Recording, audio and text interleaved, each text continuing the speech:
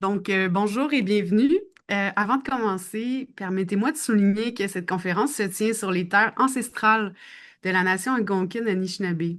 Je suis reconnaissante aux peuples qui vivent ici depuis des temps immémoriaux de nous accueillir sur ces terres et de nous permettre d'y étudier, d'y travailler et d'y réfléchir.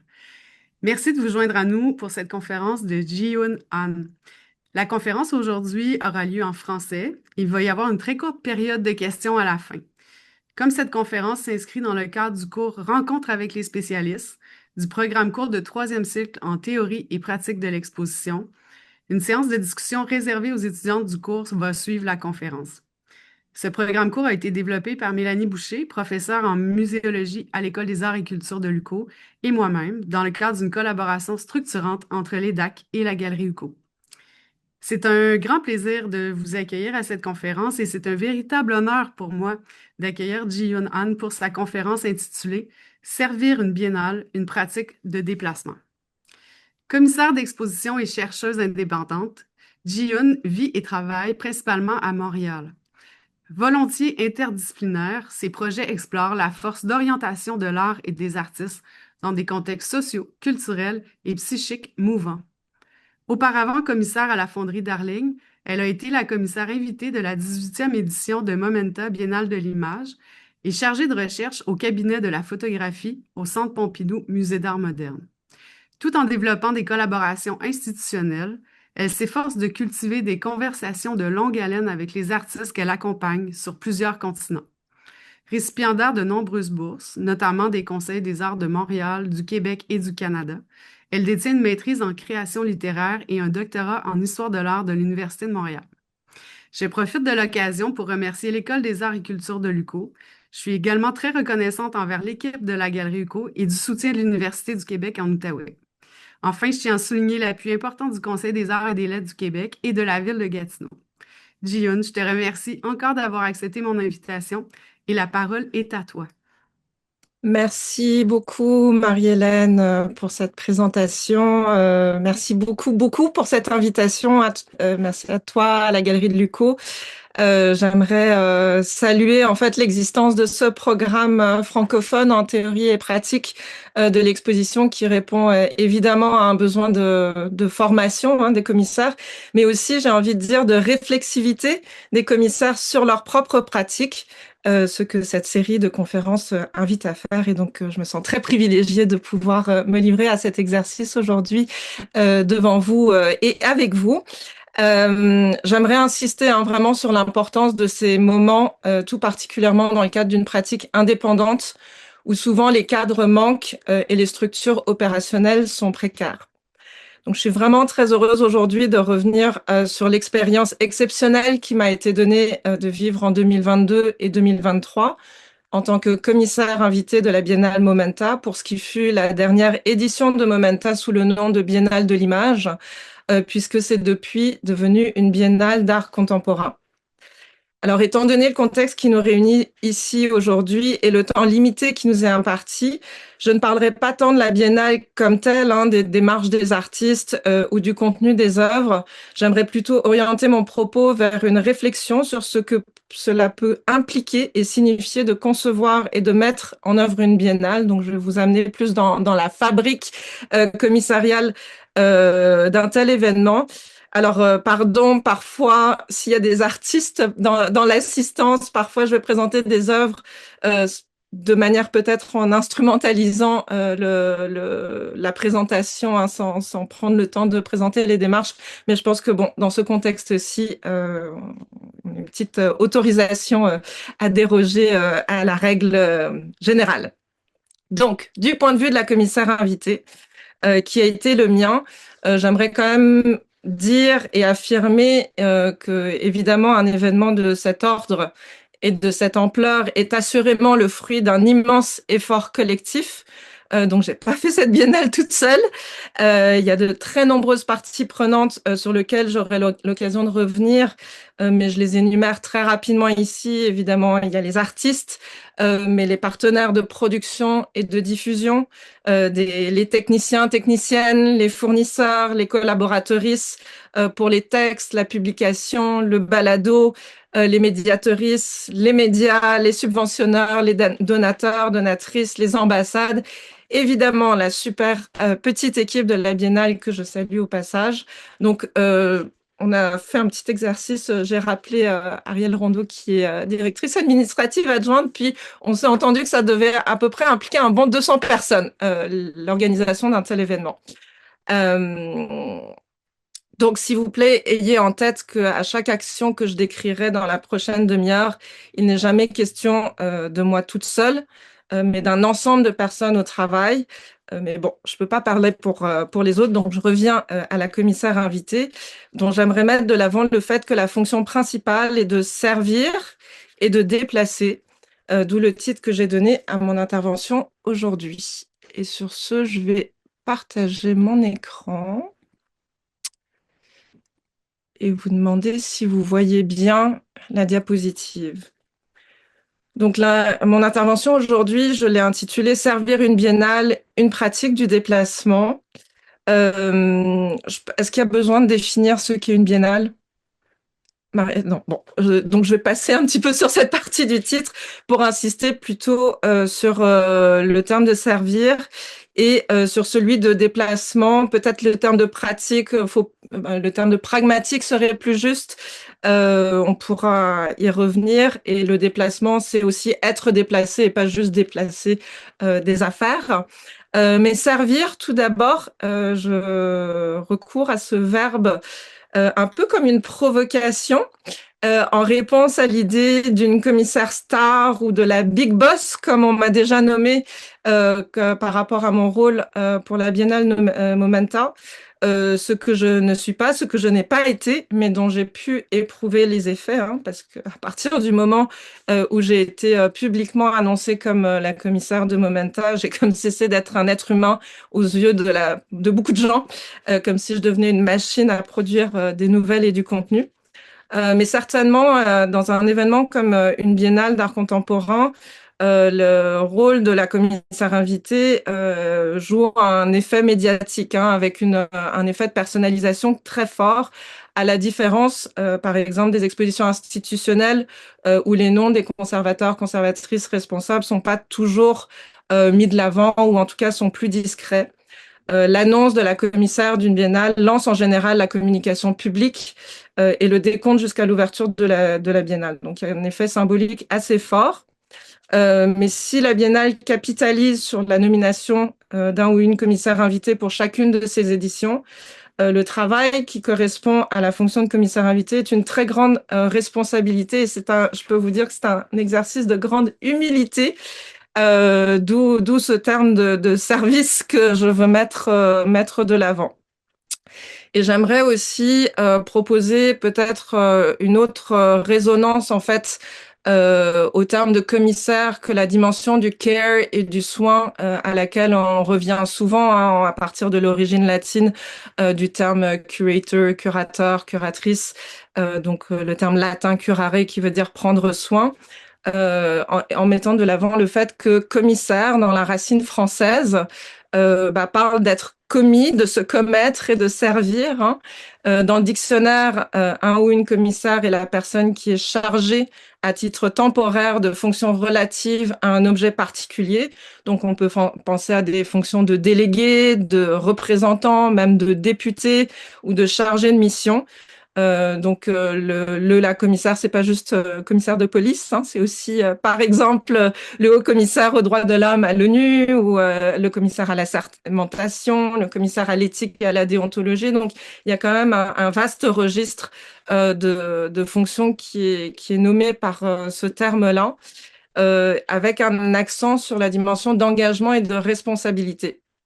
Hein, est commissaire la personne qui veille au bon déroulement des choses, que ce soit le maintien de l'ordre ou la tenue d'une fête, d'un événement, le bon approvisionnement en ressources ou donc une exposition. Donc c'est pas mal moins sexy que le soin, mais je dis ça sans dénigrer le soin pour autant, hein. L'un et l'autre ne s'excluent pas du tout. Mais il me semble qu'on entend vraiment moins parler de cet engagement et de cette responsabilité de la commissaire d'exposition. Surtout, j'ai envie de dire, dans le contexte de biennale où souvent les commissaires viennent d'ailleurs. Et je peux vous dire que j'ai beaucoup réfléchi à ce que ça pouvait vouloir dire commissarier une exposition d'envergure dans ma propre ville, pour ma propre communauté et non pas dans une ville étrangère. Je suis sûre que mon collègue Didier Morelli, qui vient de signer la Manif d'art à Québec, y a beaucoup réfléchi aussi. Et dans son cas, puisque c'est une exposition que vous pouvez encore aller voir pour quelques semaines, j'ai envie de dire que ça donne vraiment une exposition qui est à la fois profondément enracinée dans le territoire, mais aussi connectée au monde. Et donc cette dialectique d'enracinement et d'ouverture, je trouve, est extrêmement importante en fait à mettre en œuvre dans le cadre de ces événements. Et donc c'est à la fois un privilège immense, mais aussi une très grande responsabilité de réaliser une biennale dans sa propre communauté, non seulement parce qu'on va vivre avec les conséquences de la biennale, mais aussi parce que je pense qu'il y a il nous incombe tout particulièrement chez nous qu'un tel événement soit une réussite. Euh, alors, en mettant de l'avant le terme de servir, je veux quand même préciser que le travail de commissaire n'est pas seulement une prestation de service. Il y a évidemment une dimension octoriale qui est très importante, de signature. Bon, on pourra peut-être y revenir dans la conversation s'il y a lieu. Bon, cet exercice de définition du commissariat est évidemment un sujet en soi. Donc, je tenais à faire ce point en préambule et j'espère que je vais vous démontrer à travers ma présentation euh, cette pratique du service, en fait, de servir la biennale à travers cette notion de déplacement que j'aimerais faire résonner en de multiples sens. Donc, évidemment, il va être question de déplacement géographique, mais aussi de déplacement discursif, de gestes de déplacement méthodologique, et toujours dans une dynamique que je trouve absolument féconde, avec des pôles d'ancrage, d'enracinement, de contextualisation et de contraintes. C'est très, très important, les contraintes, pour pouvoir opérer des gestes de déplacement. Donc, j'ai commencé avec la partie de déplacement discursif. Alors, pardon, j'ai juste mis comme ça une diapositive bon, qui donne juste les informations un peu sur la composition de la biennale, donc les artistes qui étaient présentés et les lieux d'exposition. Pour monter 23 expos à la fois sur le thème de la métamorphose et de la mascarade, tout d'abord, fallait penser à un thème, ce à quoi j'ai été invitée à réfléchir à l'automne 2021, donc exactement 2 ans avant la tenue de la biennale comme telle. Il y avait un processus en fait de proposition puis de validation en différentes étapes. Et pour ma part, en fait, la vraie notion de départ, c'était venait de ma thèse de doctorat que je venais de soutenir en histoire de l'art, une thèse que j'avais faite sur la photo surréaliste des années 1930. Et la notion qui m'intéressait tout particulièrement, c'était celle de mimétisme, qui m'avait particulièrement interpellée bon, dans mon travail de thèse, mais aussi de façon plus générale, notamment à travers les écrits de cet écrivain français, Roger Caillois, qui donc, au milieu des années 30, réfléchit à la question du mimétisme animal, donc toutes les gestes de camouflage, de caméléon, de perroquets qui imitent les humains, etc. Et Caillois avait cette vision complètement fantasmatique, mais en même temps à la fois très scientifique et rigoureuse, que le mimétisme animal, souvent, il est perçu bon, comme un geste de survie en fait, de l'espèce pour se protéger du prédateur. Mais Caillois, lui, proposait que en fait, le geste de l'animal mimétique, en se fondant dans le décor, est plutôt dans un geste de perte d'individualité et donc de disparition du soi, qui est un peu tout le contraire de l'idée de la survie de l'espèce.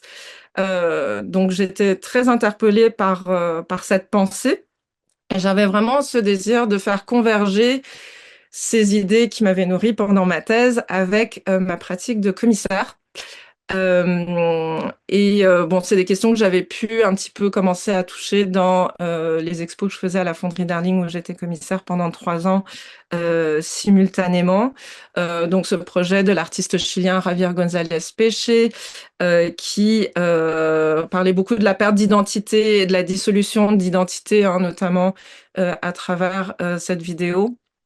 où on voyait donc les éléments du visage étaient flottants dans l'eau et le courant ne cessait de défaire les traits du visage. Évidemment, j'avais été aussi très interpellée par le travail de Hitoshi Teiyar qui réfléchissait à ces questions justement de visibilité, d'invisibilité dans l'univers numérique, notamment face aux machines de vision.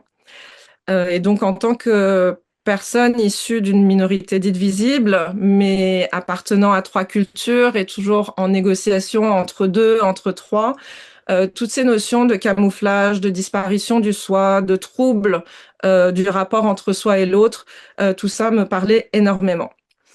Bon, ça, c'est le point de vue très, très personnel. Évidemment, à partir du moment où on amène ça sur le terrain d'une thématique de biennale, ben, on n'est plus tout seul. C'est un travail d'équipe qui se met en branle pour à la fois arrimer la proposition thématique avec des enjeux actuels, hein, puisque la Biennale est un événement qui, à tous les 2 ans, justement, essaye d'éclairer des enjeux d'actualité, que ce soit dans le monde des arts, bon, pour ceux qui nous occupent. Cette recherche, en fait, de la conjoncture ou de la convergence de comment penser l'actuel, elle se fait à plusieurs. Donc là, je vous ai mis une petite photo de l'équipe de Momenta quand on l'a réalisé en 2023, mais de façon privilégiée. À ce moment-là, je travaillais avec Maud Johnson, qui était directrice artistique adjointe, et Audrey Genois, qui était directrice générale de la Biennale Momenta. Donc, il y a eu tout un travail de déplacement et de bonification, en fait, de la thématique à partir de ce travail de collaboration. Et juste pour vous dire, moi, ma proposition initiale, en fait, s'intitulait La revanche du mimétisme, Mimicry Takes Command.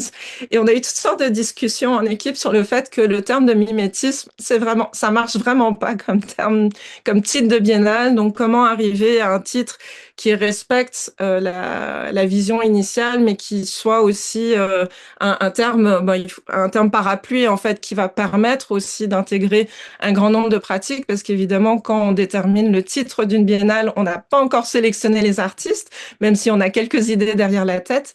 C'était tout un exercice, par exemple, de s'entendre sur cette question du titre à annoncer au public, donc très, très en amont, 1 an et demi avant la tenue de la biennale et avant même que tout le travail de recherche se mette en branle directement. Donc tout ça pour vous dire que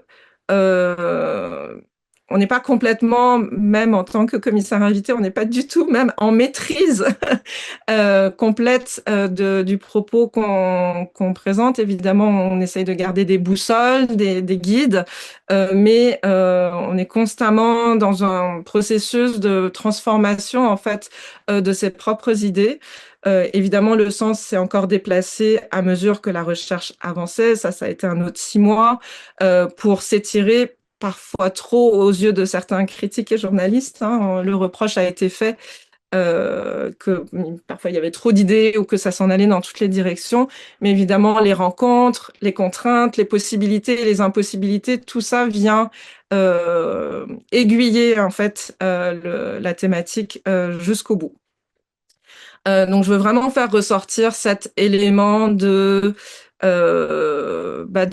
résonance, de rencontre, de vertige aussi parfois, dans le sens où voilà, on a des idées, on a notre expérience, l'équipe de la Biennale a son expérience, les partenaires aussi, les artistes également, mais finalement, comme ce qui arrive ensemble est le fruit de beaucoup d'intuition, d'écoute aussi entre différentes parties prenantes.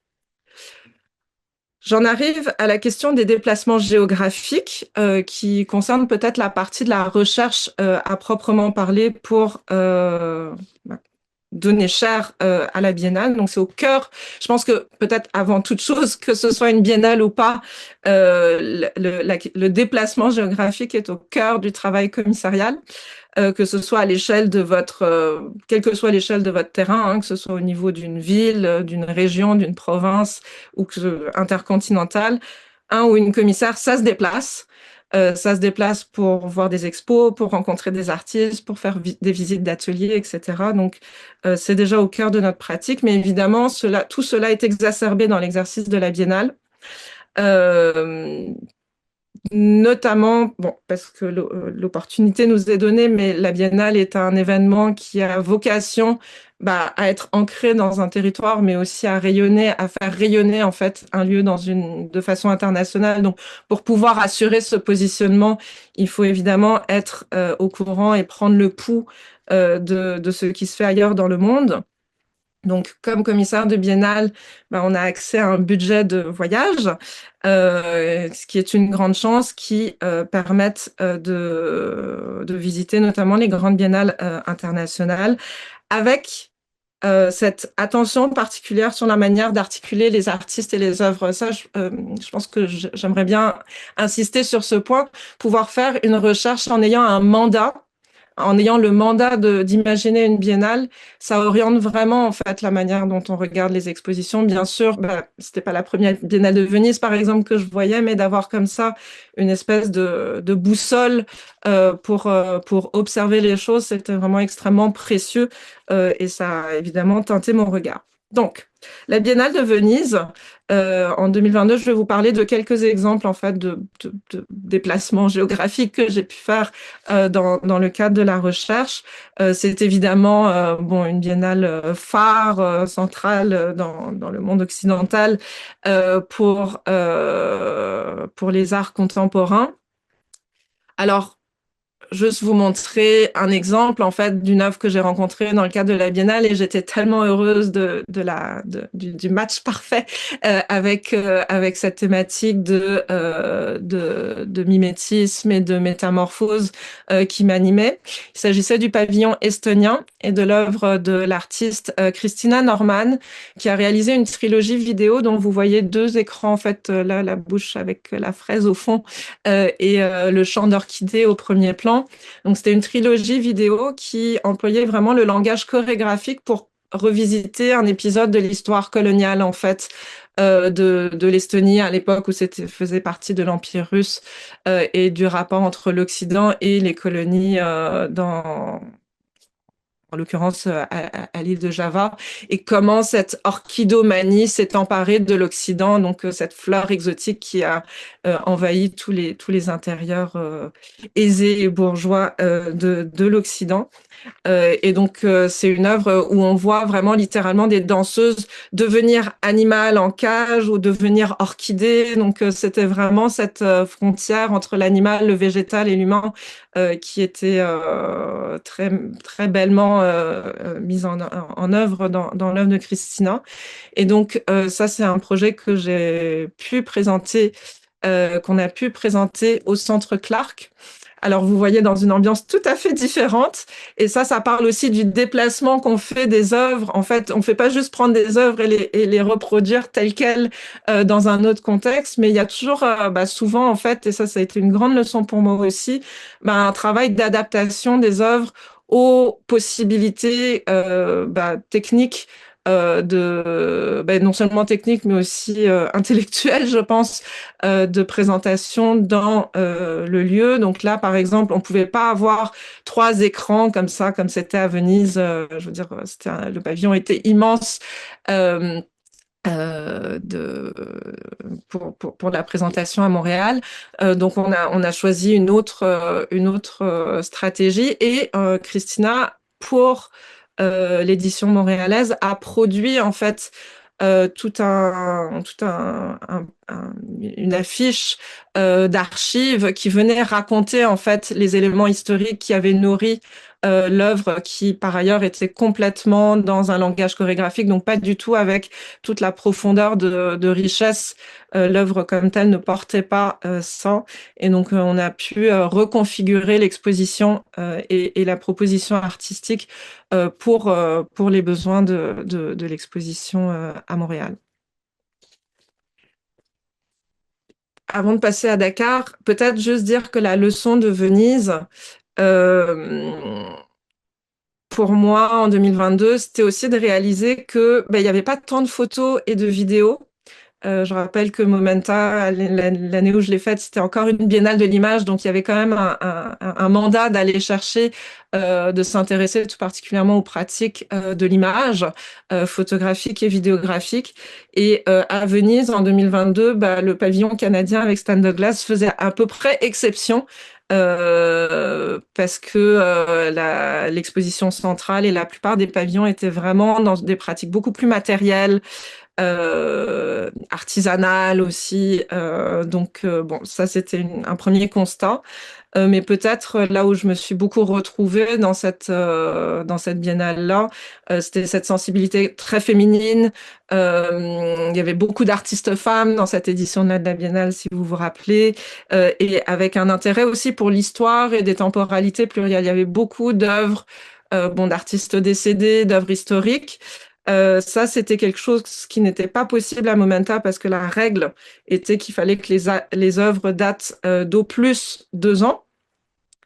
Mais du coup, ça m'a amené à développer aussi d'autres stratégies, et de privilégier peut-être parfois des œuvres qui remontent dans le passé, comme exactement avec Christina, qui revisite des histoires du XVIIIe siècle, mais dans une œuvre contemporaine.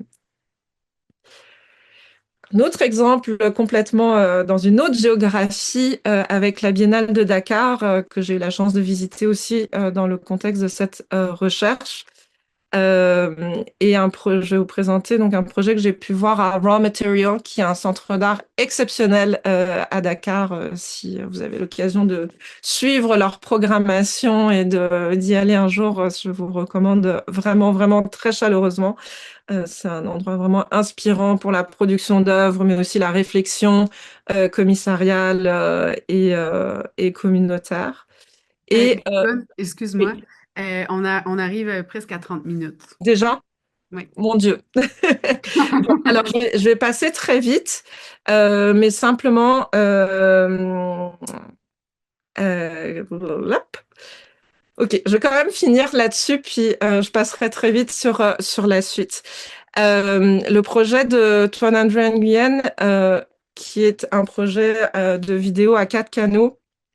Donc, pardon, je vais complètement passer outre la présentation de l'œuvre comme telle, mais la leçon en fait de me rendre à Dakar, ça a été vraiment celle d'un décentrement extrême. Parce que quand on cherche de la vidéo et de la photo dans le monde occidental, c'est une chose, mais quand on arrive sur le continent africain, en fait, on s'aperçoit que les présupposés qu'on a ou les attentes qu'on peut avoir par rapport à ce que c'est que l'image technique doivent être complètement déconstruits. Donc ça a été extrêmement salutaire de remettre en question ces choses que je prenais pour acquises. Et l'autre élément, c'était d'avoir accès en fait à un autre rapport à la langue française. Donc l'œuvre de Toine précisément mettait en relation, mettait de l'avant les histoires des communautés métissées vietnamiennes sénégalaises, d'après l'histoire coloniale où justement les tirailleurs sénégalais étaient partis dans l'armée française en Indochine à l'époque et avaient rencontré des femmes vietnamiennes. Et donc, bon, toutes ces histoires d'amour ont produit des enfants et des histoires de déplacement et d'arrachement et de déracinement. Mais cette œuvre m'a vraiment fait comprendre que l'importance en fait de faire entendre du français. Et pour moi, à Montréal, de retour à Montréal, ça devenait très important de faire entendre du français qui soit ni du français de France, ni du français seulement québécois, mais de faire résonner la langue en fait avec d'autres géographies. Donc là, je vais pas du tout y arriver. Pardon, je gère pas très bien mon temps ici. Voilà, ça, le travail de Marianne Nicholson, cette conversation a été initiée aussi à l'occasion de séjours de recherche à Vancouver. Il y a eu des collaborations avec la Biennale Bonavista à Terre-Neuve pour la production d'une performance de Lindsay Gatsitsa-Katste de la Ronde, qui est une artiste Ganyangaraga de Ganawagé, mais aujourd'hui établie en Colombie-Britannique. Et donc, on voulait vraiment aussi pouvoir proposer à une artiste de revenir sur son territoire ancestral pour présenter son travail. On a quand même eu un enjeu un petit peu structurel à Montréal avec la présentation des artistes des communautés Mohawk sur le territoire. Et donc, c'était vraiment une performance in situ qui racontait les histoires de l'esturgeon, qui d'ailleurs remonte le fleuve depuis pas mal Terre-Neuve, tout le long du Saint-Laurent. Et donc, à Montréal, c'était un tout autre contexte dans l'urbanité. Là encore, un geste de déplacement ou de transposition de l'œuvre. Lindsay a présenté vraiment cette performance de l'esturgeon au du pont Jacques-Cartier. Enfin, il y avait vraiment une résonance symbolique extrêmement forte et puissante à ce moment-là. Donc, c'était une des présentations dont on était extrêmement fiers. Je prendrai quand même quelques minutes pour parler de Daphné. Et en fait, je pense que enfin, peut-être en m'écoutant, vous pouvez penser à toutes ces contraintes ou à ces règles qui viennent en fait un peu encadrer l'espèce de foisonnement d'idées, de possibilités qui arrive quand on fait la recherche d'une biennale, parce que ça s'en va dans tous les sens. Par exemple, Momenta avait un partenariat structurant avec Daphné comme lieu de programmation avec une autodétermination autochtone. Donc, il y avait une structure de l'entente singulière ici. Et donc, Daphné, à partir du thème que je proposais, décidait de l'artiste qui allait présenter dans ces lieux. Et donc, la dynamique était un petit peu différente d'avec les autres artistes de la Biennale, dans cet esprit de donner justement un espace d'autodétermination pour les voix autochtones. Il y avait des artistes autochtones également dans le reste de la programmation, comme je viens de parler de Lindsay de la Ronde, par exemple. Mais donc, tous ces mécanismes, en fait, de partenariat, de déplacement sur divers continents, mais aussi de structure, en fait, de programmation, venaient créer des ancrages, en fait, dans tout le foisonnement de la recherche. Michelle Person Clark, par exemple, est passée par l'appel aux artistes. Il y a un appel de dossier pour chaque édition de Momenta. Donc, c'est un travail que j'ai découvert par ce biais-là.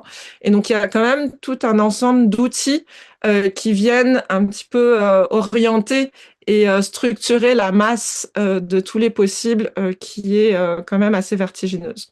Le travail de Rémi Béliveau, artiste acadienne maintenant établie à Montréal, par exemple, m'a été suggéré par une membre de l'équipe, Ariel Rondeau, qui, en voyant nos conversations, disait: Ah, mais est-ce que vous avez pensé à Rémi? Donc, c'est vraiment un travail collectif. Bien sûr, il y a une seule commissaire, mais encore une fois, c'est vraiment à travers ces échanges, ces conversations très nombreuses que la programmation s'est dessinée. Alors, je voudrais peut-être skipper dans ces cas-là la partie de déplacement dans la ville. Juste dire que j'étais très contente de trouver cette petite citation dans un livre sur la Biennale de Paris du critique anglais Lawrence Alloway, que j'aime beaucoup, qui dit Big exhibitions are artificial environments somewhere between carnivals and museums. Donc c'était absolument parfait. Les biennales, ce sont des carnavals, quelque part entre des événements entre carnaval et musée. Donc ça se prêtait tout à fait bien avec l'idée de la mascarade, que j'ai vraiment voulu développer en réfléchissant en fait au tissu urbain. Donc ce que c'était pas juste 23 expos, 23 artistes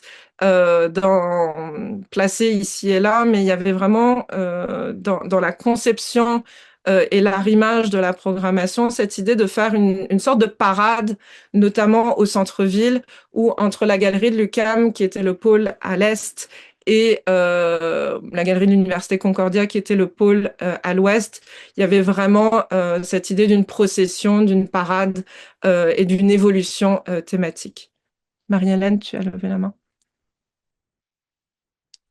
Non, c'est une erreur, mais simplement te dire qu'il reste à peu près 10-15 minutes. J'en profite. Merci, merci.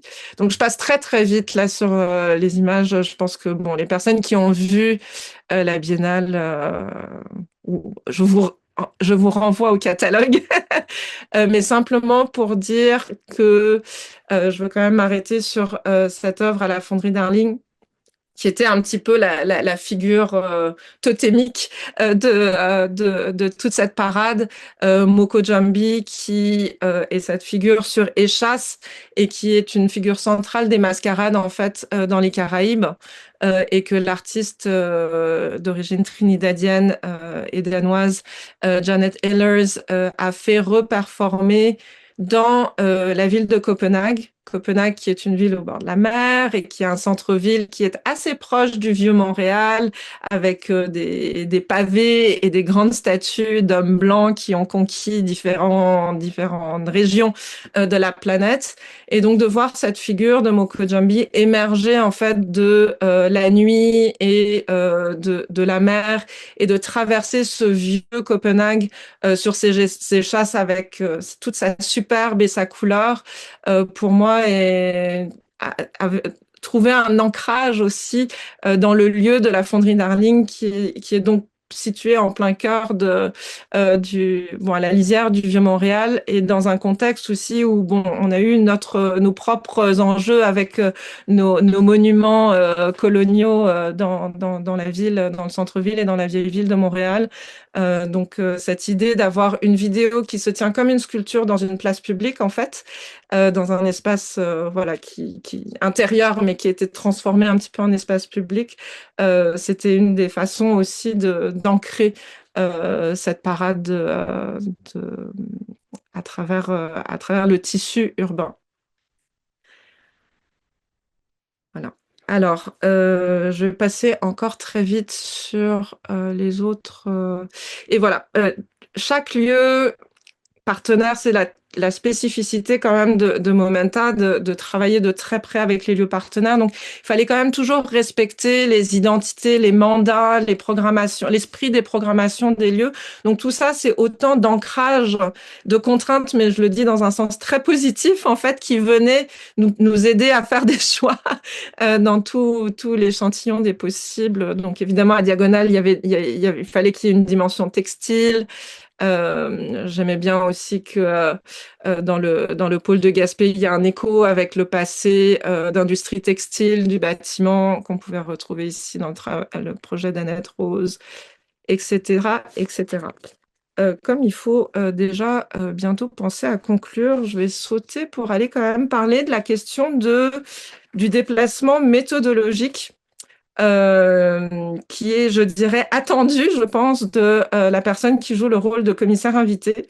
C'est une position très particulière, hein, que ce soit pour une biennale ou pour d'autres circonstances. Je dirais que c'est une position entre l'arbre et l'écorce, de constante négociation hein, entre toutes les parties prenantes, parce que bien sûr, j'ai travaillé en collectif et de très bonne entente avec l'équipe de la Biennale, mais je fais pas partie de la Biennale. Et je suis pas non plus complètement de l'autre côté avec les artistes. Je suis vraiment, c'est une position où on est vraiment un peu la cheville ouvrière qui sert à construire la confiance, convaincre les artistes qu'il faut se fier à cet organisme, convaincre l'organisme qu'il faut se fier à ces artistes, arrimer des façons de travailler qui peuvent être parfois extrêmement différentes d'une culture à une autre, d'une langue à une autre. Donc, il y a vraiment un travail de traduction très, très important qui se produit là, et aussi avec les partenaires d'exposition. Et je pense que les biennales requiert en fait structurellement cet élément perturbateur qui vient donner comme l'élan et le caractère en fait de chacune des nouvelles éditions. Donc encore une fois, il ne s'agit pas de travailler contre. Hein. Ce que je veux dire, c'est vraiment que moi j'aime bien dire que mon rôle était un petit peu de manigancer pour la bonne cause. Dans le sens où je suis là aussi pour challenger les façons de faire, pousser avec bienveillance quand c'est possible, etc. Évidemment, il faut aussi faire preuve de beaucoup d'humilité et choisir ses combats parce que à l'échelle d'un tel projet, on ne peut pas batailler sur tout. Et par exemple, juste pour donner un très bref exemple de ce déplacement méthodologique, pour la galerie Bin Island à l'Université Concordia, on prévoyait une exposition quand même d'assez grande envergure. C'était la plus grosse exposition de la Biennale avec l'artiste coréenne Siren Eunyoung-jang. Et c'était comme une exposition un peu rétrospective sur 15 ans de travail sur un théâtre de femmes traditionnel en Corée. Et en fait, j'ai manigancé pour que l'artiste puisse venir en amont de la Biennale. Et évidemment, on peut pas le faire pour tout le monde parce que ça engendrerait des coûts absolument phénoménaux.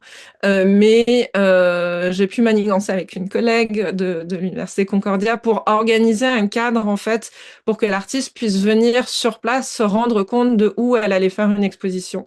Et je pense que ça a été extrêmement porteur. Parce que au lieu de simplement regarder des plans SketchUp et de regarder ça à travers un téléphone en vidéo, elle a vraiment conçu, elle a vraiment répondu en fait à l'architecture de la galerie Bina Ellen en travaillant vraiment les marges de l'espace et même en changeant la manière dont on a l'habitude d'évoluer dans cet espace. Donc bon, peut-être ça ne dira pas grand-chose à ceux qui connaissent pas l'espace, mais ceux qui sont familiers, ceux et celles qui sont familiers pourront remarquer comment le grand espace dans lequel on entre d'habitude est refermé pour qu'on fasse le tour comme de la galerie en sens inverse.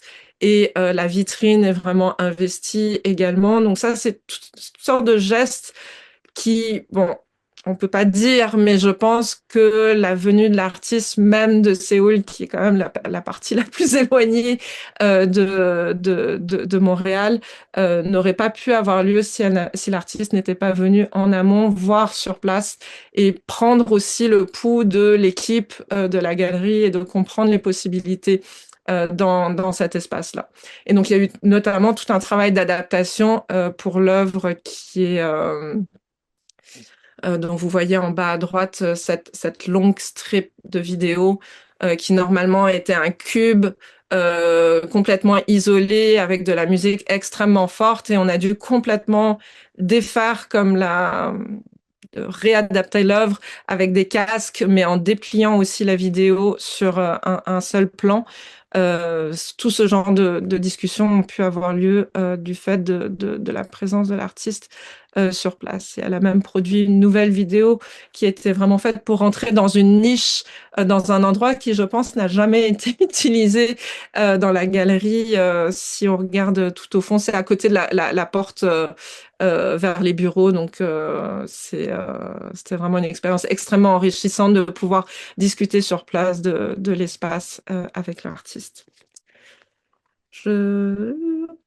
Bon, je vais peut-être penser à m'arrêter là simplement en disant aussi que de nombreux événements discursifs ont permis de continuer à garder en mouvement le sens de la biennale. C'est sûr que le titre, il ne bouge pas du moment qu'on l'annonce jusqu'à la fin de l'événement.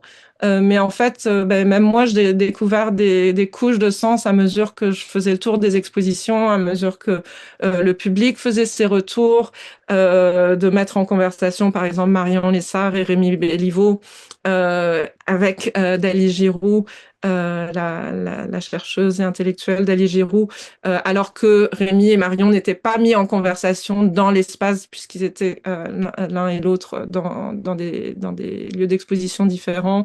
Il y a eu aussi d'autres occasions justement de faire d'autres chemins de traverse à travers la thématique. Et ça, je pense que c'était une des choses les plus gratifiantes en fait de l'exercice de la Biennale.